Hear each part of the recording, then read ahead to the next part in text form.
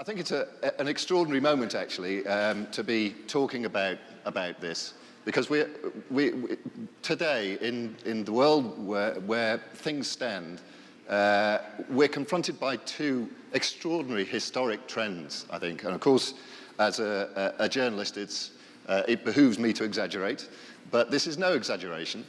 On the one hand, we have the developed world walking a tightrope.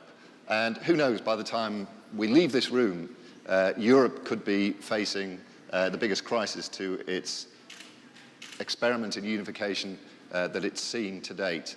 The global economy, the developed markets are going through unprecedented austerity and uncertainty. And that, of course, has a huge impact on business and the way business approaches doing its thing in those markets.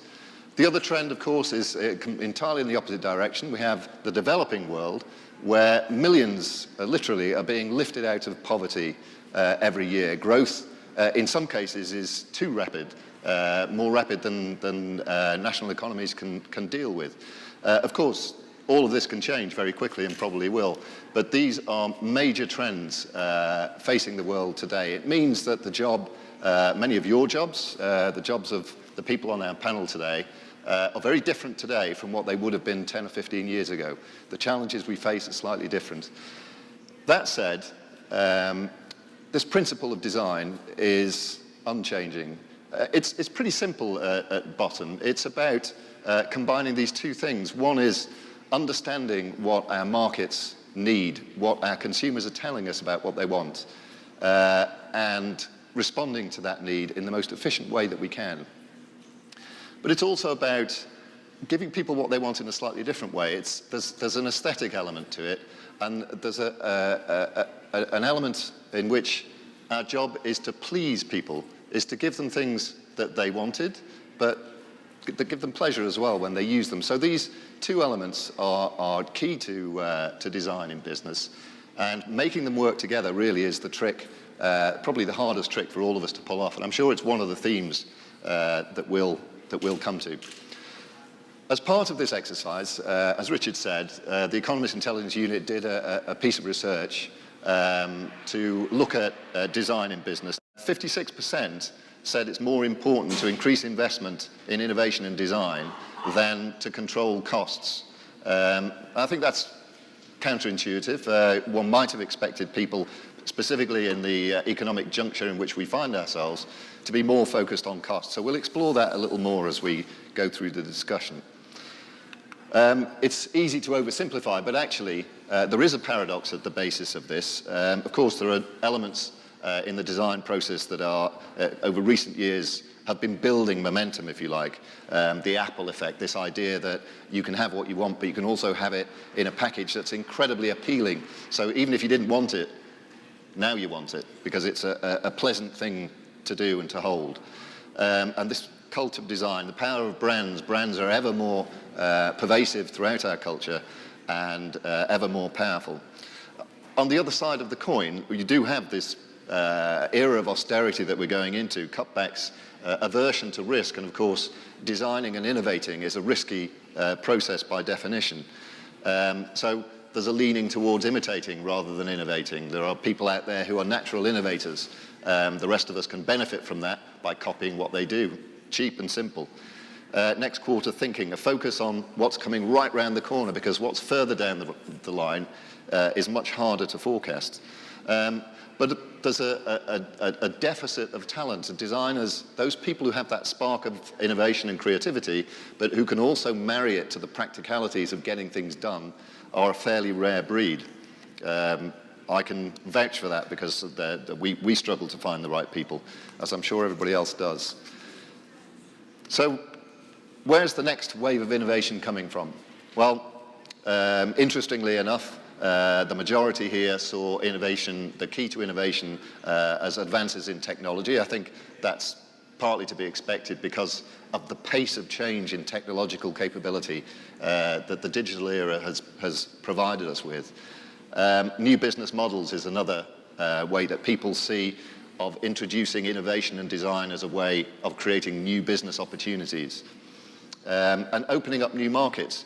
Only 18% saw this as a great source of innovation. This is really interesting. Great design, where does it come from? What's the source of great ideas in design? Visionary thinkers, by far the biggest response that we got to this one, 48%. A tightly managed process, only 18%. I think that's probably intuitively, that's sort of what you would expect. But interestingly, it doesn't really chime with the practical questions about how individual companies are going about this process of gathering innovative ideas and implementing them.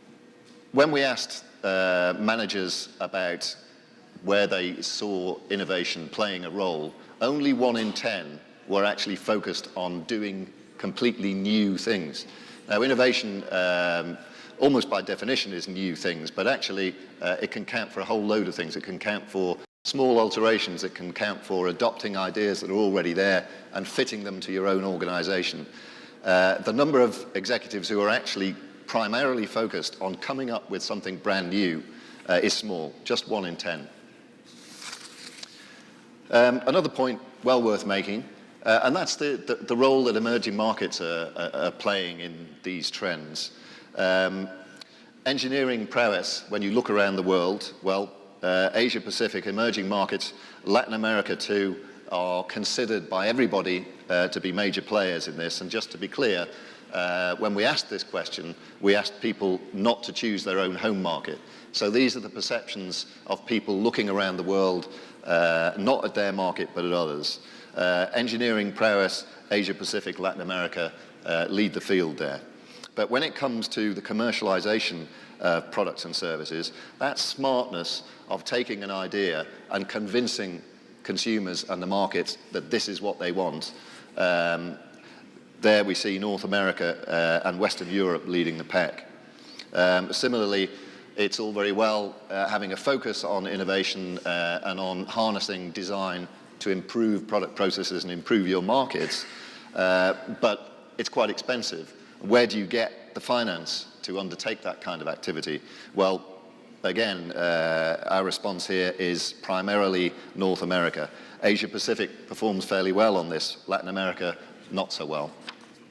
So we just focus on Brazil for a second and see some of the things that came out of this survey that are specific to Brazil. I won't go through all of them in detail, but very interesting that for Brazilian respondents, more than half of the respondents saw that the key focus was not on pretty designs, not on enjoyable experiences. It was actually on things that work, things that meet the promise that we give them in our marketing.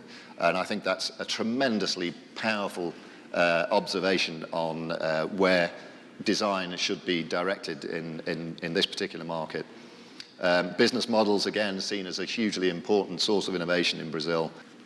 And nearly 2/3 of respondents based in Brazil think the value of a product or service lies in great marketing and customer service rather than in the design itself. Perhaps there's a hint there of a contradiction between that conclusion drawn by companies and the understanding that actually what clients want isn't flash marketing, it isn't to be persuaded that they want something, it's to be given something that does what it says it does